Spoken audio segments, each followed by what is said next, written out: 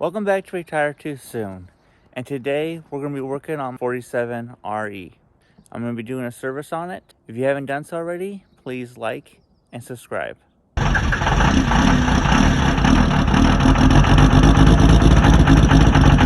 So yesterday, I drained out the fluid. I dropped the pan on it. Like big chunks of metal shavings in the pan, just the usual fuzzy, small particles around the magnet. So the problem I was having is when I was driving, I think second to third, it didn't want to shift. It let off, it might shift. Sometimes that didn't work and literally had to almost redline it just to get it to go into another gear. So I'm gonna do this service, change out the filter, replace the governor solenoid, and also adjust the bands on it. We'll get through this together and I'll try to show you step by step. The first thing I'm going to do, put the emergency brake on, and I'm going to drop the transmission down to 1, or the low position. When you drop the valve body, there's going to be a clip you got to take out, and this will make it easier to get to. Here's the parts we're going to be using. The transmission fluid. Napa was having a really good sale on it, so I picked up 6. Hopefully that's enough, otherwise I'll order more. Got this from AutoZone. It's a solenoid. And here's the filter kit from Napa. In order to drop the valve body, you have to remove the linkage. It's 11 millimeter. It's giving them 2 bolts right there. Loosen them up and it should pull straight up. There's an electrical connection that is right there, and you have to pull that up. And when you drop the valve body down, you need to carefully push that so it releases and doesn't break the plastic on it. And there's also a spring over here, just take off. As I said, I drained it yesterday, so it's still, I should have a pan. Even drained it twice yesterday, I'm still getting a lot out. And when you take the filter off, more is gonna come out. So make sure you have a pan ready.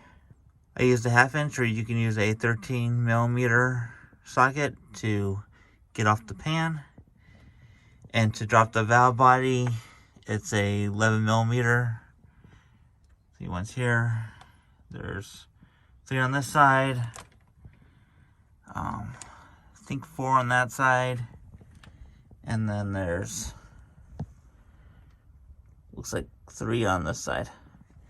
And you leave the torque screws alone, unless you're doing the governor solenoid.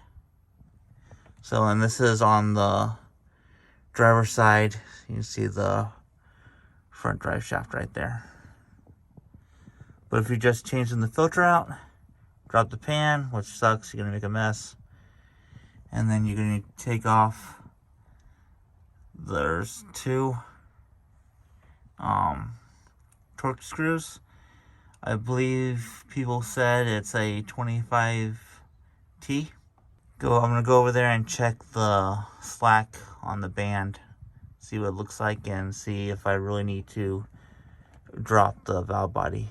All right, passenger side. This is the front of the truck. You have the dipstick right here. And I mean, it has some decent play, so definitely needs to be adjusted. I need to make sure that the piece is in back there. I guess that's a common thing for it to fall off. Here's the rear, which doesn't seem that bad. And if you're gonna adjust it, you have to drop the pan because it's right there. And this one's a square, and I believe it doesn't look like, I don't know what size it is, I'll have to see. Then you have your governor solenoid right here, which you have the bolts to take off. And there's your trans reducer. All right, drop the transmission filter. Need to check up there in this hole right here. Make sure that the gasket up there is good. Should be good for a very long time. Just check it. Hopefully I'm not going to regret my decision, but I think I'm going to leave the valve body in. I just did the adjustment band screw for the front, so I tightened it up a little bit. The rear seemed good. I don't want to mess with it too much, but I am going to replace the governor solenoid. So let me get on the other side, so hopefully I'm not getting dripped on. Alright, first thing you need to do when you take out the governor solenoid is you need to undo that red safety tab on the transducer. Push it straight out, which would be to my right.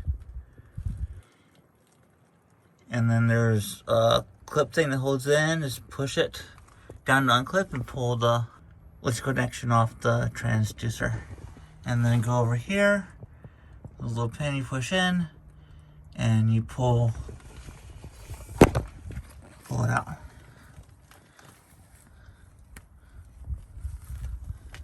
So I don't know if I can. And of course I didn't get enough video. But anyways, you push it out, pull this out, push the pin out. Then there's a clip in here, which you just disconnect it. Alright, once you get them 2 electrical connections off, you have your 4 bolts, which are 11 millimeter, and then you have the 2 Torx, which should be a T25. So remove all of them, and then it will drop straight out. And make sure you have a pan, because there's going to be some more transmission fluid that's going to leak. So have it ready. Alright, once you get it out, there's going to be a gasket right there. There's the transducer. What you're going to do is push right here, and then it will separate. So there's gasket, and this comes straight off. Make sure you put it same direction. So, I mean, it doesn't look too bad. It doesn't look dirty or anything, but I'm going to replace it anyways. And now's a good time to check the transducer.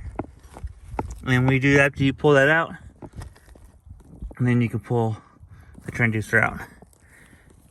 So, mine looks good. So, now it's just reverse order and reinstall. Once you get it reinstalled, make sure you torque everything down to the right spec and hook up your wires. Make sure they're connected. So the new one is actually upside down compared to the one I took out as far as the connection. So I imagine that's gonna be fun. Taking out if I have to do it again. So we'll make sure you have it connected, because it really sucked to drop the pan just because you forgot to hook up a connector. Alright, next I'm gonna install the new trans filter. So let's take the new one and just push it up, and then put the 2 torque screws in. Make sure you clean the bottom of the transmission, clean the transmission pan. Make sure you get the old gasket off. Don't scratch it or bend it or anything. You don't need RTV. Little trick, put in a few of the bolts to hold the gasket in place, and then reinstall. Alright, make sure when you install it, you want to go in a star pattern so it puts on the transmission evenly so it doesn't leak. Make sure you don't pitch the gasket anywhere. And then next we're going to fill it up with transmission fluid and then check for leaks. When you get ready to fill up the transmission with fluid, passenger side, pull the dipstick. It's right above the turbo. Get a funnel. I might get a different funnel. Might work better, but get a funnel and then dump in a little bit at a time. You do not want to overfill it. So look at how much you got out. I'm guessing I got out in between 5 to 6. So I'm going to start with around 4, run the truck cycle it through the gears, and slowly add as needed. Alright, once you get the transmission warmed up, which has not warmed up yet, but you're going to want to cycle through the gears. So go reverse, neutral, drive,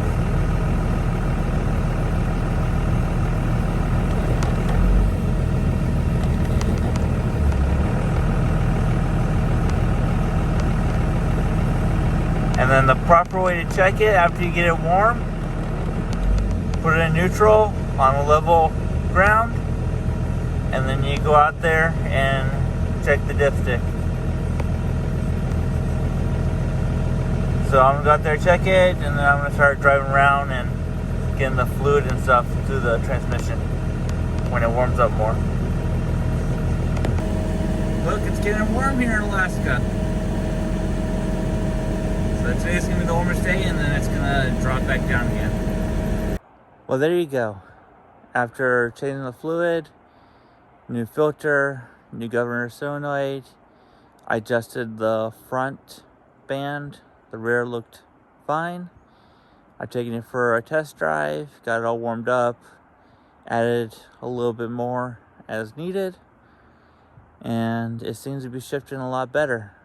So we'll see if it resolves our problem, as I keep driving it, and see if it occurs again. But as of right now, it seems like it's been fixed. So maybe it's happy with some fresh fluid and filter, and if anything, it was probably the adjustment on the band. So even though the slack on it wasn't that bad. So I hope this helps everyone, and give it a thumbs up, subscribe. There's going to be a lot more videos to come. Thanks for watching. Bye.